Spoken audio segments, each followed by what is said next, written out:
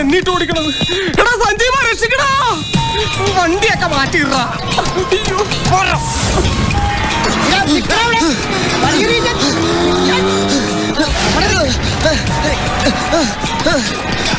ഓടരുത്, എന്നെ ഓടിക്കുന്നത് എന്റെ കാര്യമല്ലാത്താണ്. നിക്കണവിടെ. എടാ ബൈക്കുകാരെ എന്നെ കൂടെ കൊണ്ടുപോടാ.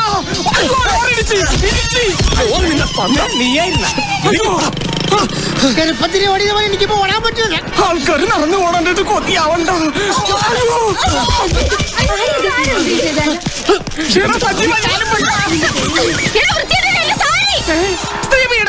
ഇന്നാ ചേച്ചിയെ പിടിച്ചോ. ആരുടെ സാരി വഴിയിരിക്കണോ? ദൈവമേ, എടുക്കണോ? ഒന്ന് പൊക്കിക്കണോ എന്നെ? എന്റെ തൊപ്പി നെഞ്ചി വിളിക്കാം, പിടിക്കാം.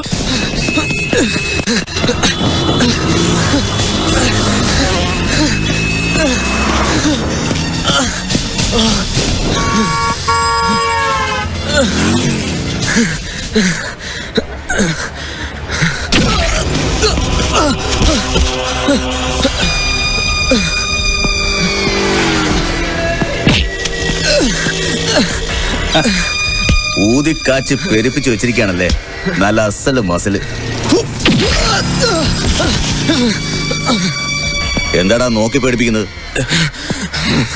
ഓ അത് ശരി, നിനക്കെന്നെ തിരിച്ചു തരണം അല്ലേ? തല്ലടാ, തല്ലണം മോനെ, കഴിവറ മോനെ. അയ്യോ സാറേ, ഇനി അവനെ തല്ലല്ലോ സാറേ. മാറാ അങ്ങോട്ട്. അയ്യോ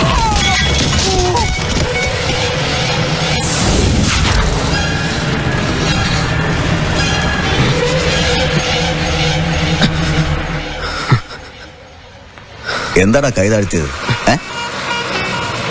എന്റെ അച്ഛനെ ഓർത്തിട്ട്. നിന്റെ അച്ഛൻ ആ തെണ്ടി കഴിവറ മോനെ അന്നേ തല്ലി കൊല്ലണ്ടായിരുന്നു. പക്ഷെ ഇന്ന് നിന്റെ കൈകൊണ്ട് ഈ കമ്മീഷണർ മുകുന്ദന് തല്ല് കൊള്ളണം. തല്ലടാ, നീ ഭയങ്കര ചൂടനല്ലേ. തല്ല് തല്ല് തല്ല് മോനെ. എന്താടത്? ചേച്ചിയുടെ മോക്കൊരു ഉടുപ്പ് മേടിച്ച. ആ ആണോ?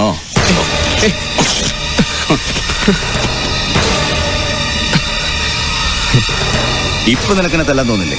തല്ലടാ, തല്ല് തല്ലടാ, തല്ല് തല്ല് കഴിവറ, തല്ലടാ.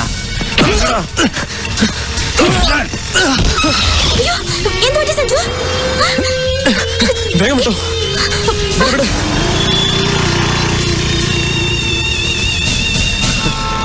എന്താ അവര് പുറകെ ഉണ്ടോ? ഒന്ന് വേഗം വിട് സോന. എന്റെ കയ്യിൽ ക്യാമറ ഇല്ലാതായി പോയി. അല്ലെങ്കിൽ ആ കോന്തൻ കമ്മീഷണറുടെ വിശ്വരൂപം ഞാൻ ടിവിയിൽ കാണിച്ചേനെ. എന്നിട്ട് ഞാൻ 10 ഡയലോഗും കാച്ചിയേനെ.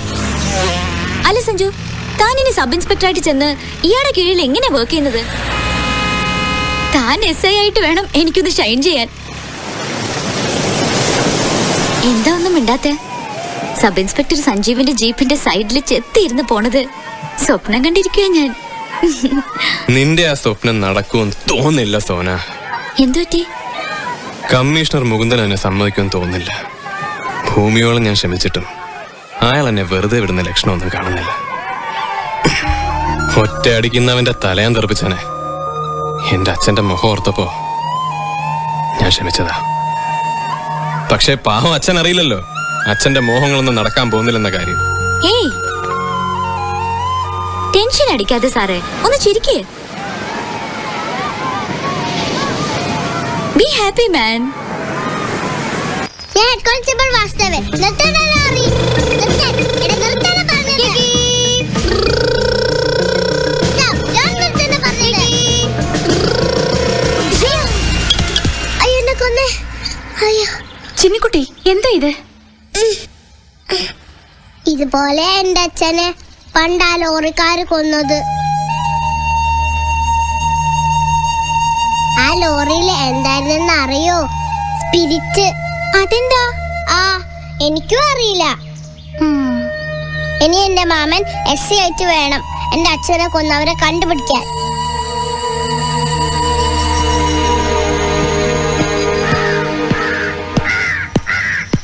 ഹായ്, മാമ വന്നല്ലോ. എനിക്ക് ഉടുപ്പ് ഉണ്ടെന്നോ? ഉടുപ്പ് മാമ മേടിച്ചതാ, പക്ഷെ കടയിൽ വെച്ച് മറന്നുപോയി. മറന്നു പോയെങ്കിൽ അങ്ങോട്ട് പോയി എടുത്താലെന്താ? അത് പിന്നെ ഇവിടെ വന്നപ്പോഴാ ഓർത്തത്. മാമ നാളെ പോയി എടുത്തോണ്ട് വരാം. ചുമ്മാതാ, ഇപ്പൊ ചിന്നോള് പറഞ്ഞ ഒന്നും ഓർക്കയില്ല. വേണ്ട, ഞാൻ പിണക്കുവാ. അയ്യേ, പിണങ്ങാതെ. സത്യമായിട്ട് മാമൻ ഉടുപ്പ് മേടിച്ചതാ, പക്ഷെ കീറിപ്പോയി. കള്ള, എല്ലാരും കള്ളം പറയാ. ദേ നോക്കിയേ.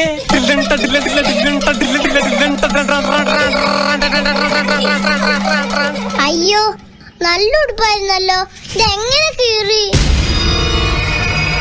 6 മാസം പുറകെ നടന്ന് പറഞ്ഞിട്ടാ ഒരു ഉടുപ്പ് വെച്ചുന്നത്, അതും കീറുടുപ്പ്.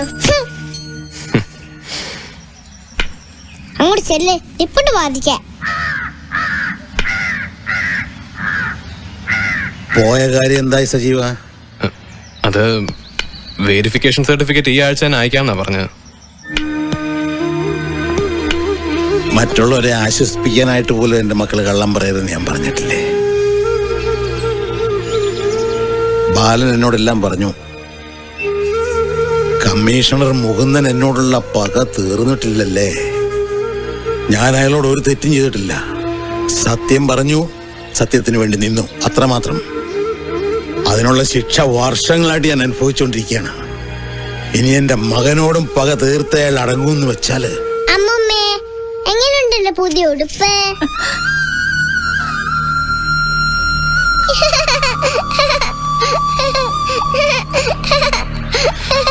എന്റെ മോളുടെ ഉടുപ്പ് കയറിയ ദ്രോഹിയുടെ കൈ ഞാൻ വെട്ടിയെടുത്തേനെ. ക്ഷമിക്കുമോനെ, ഭൂമിയോളം ക്ഷമിക്ക. നീ SI ആയി യൂണിഫോം ഇട്ട് വന്ന് എന്നെ സല്യൂട്ട് ചെയ്യുന്നത് സ്വപ്നം കണ്ട് കഴിയാണ് ഞാൻ. അത് നേരിൽ കണ്ടിട്ട് വേണം അച്ഛന് മരിക്കാൻ.